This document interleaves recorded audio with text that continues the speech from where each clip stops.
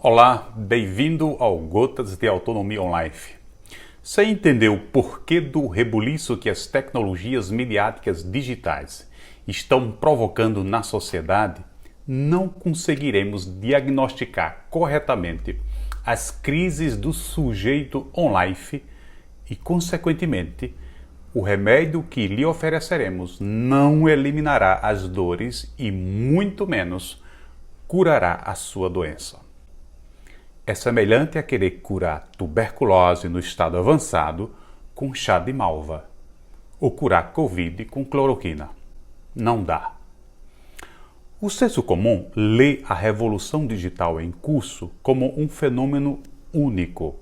Não faz um paralelo com fenômenos midiáticos semelhantes ocorridos no passado.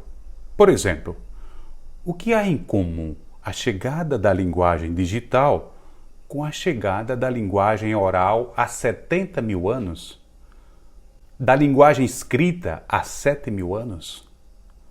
O que há em comum a chegada do digital com a chegada do papel impresso há 500 anos?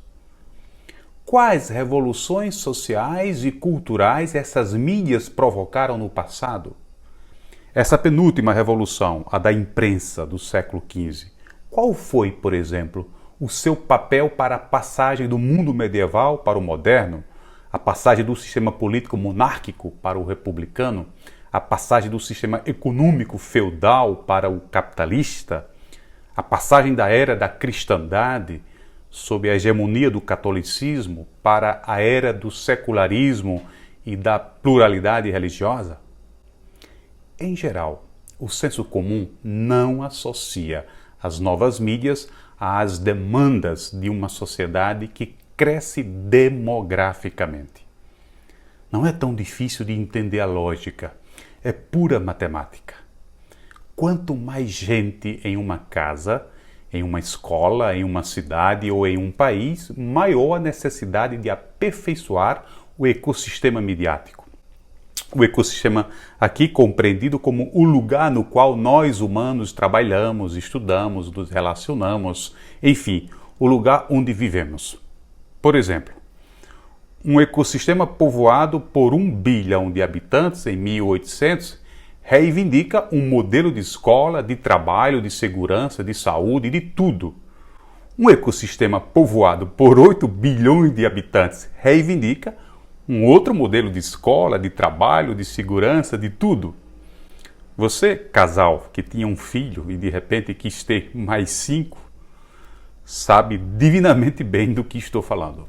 Pegando o exemplo do Brasil, no início do século XX éramos 30 milhões de habitantes. Hoje passamos de 212 milhões. Tentemos, por exemplo, imaginar quantas famílias moravam na nossa cidade ou no nosso bairro no início do século XX. Na era em que nossos bisavós eram garotos. Para aquele mundo, bem menos complexo, havia uma taxa de demanda em todos os setores da sociedade. Hoje, com a casa super cheia, 212 milhões de gente querendo diariamente comer, beber, dormir, estudar, vestir, orar, viajar, etc., há uma outra taxa de demanda muito maior em todos os setores da sociedade. E aqui está uma das explicações mais lógicas e plausíveis do porquê da chegada de novas mídias na sociedade. Quanto mais tecnologia midiática na mão do povo, mais qualidade de vida, melhor entrega de serviços e produtos. Claro, uma mídia dá asas também à corrupção, aos vícios, ou seja, alimenta também o anjo mau que vive dentro de cada um de nós. Aqui seria fazer juízo de valor, que não é o meu objetivo nessa minha fala. Retomando então, viver em um povoado com 200 famílias não é a mesma coisa que viver numa cidade com 200 mil habitantes. No tempo do nosso bisavô, vivendo no seu povoado, embora ele não tivesse um aplicativo do Nubank para resolver todas as questões bancárias sem sair de casa, o bisavô tinha um atendimento quase personalizado. Porque, primeiro, todo mundo conhecia todo mundo. Segundo, não havia o estresse de pegar longas filas, porque poucas pessoas tinham acesso ao banco e logo eram atendidas. Peguei o exemplo do banco, porém essa mesma realidade podemos aplicar às escolas, aos hospitais, à religião, à segurança, a tudo. Ou seja, o mundo de 1 bilhão em 1800 era bem menos complexo do que o de hoje, com mais de 8 bilhões de pessoas. Essa lógica de pensar a revolução digital em curso ajuda a entender o porquê, por exemplo, a urgente necessidade da personalização no atendimento aos produtos e serviços oferecidos pelas instituições da sociedade. Antes da internet, isso era quase impossível. Não podíamos personalizar porque nos faltavam as mídias necessárias para tal. Antes da internet, tudo estava assentado em uma placa midiática de massa de natureza centralizada.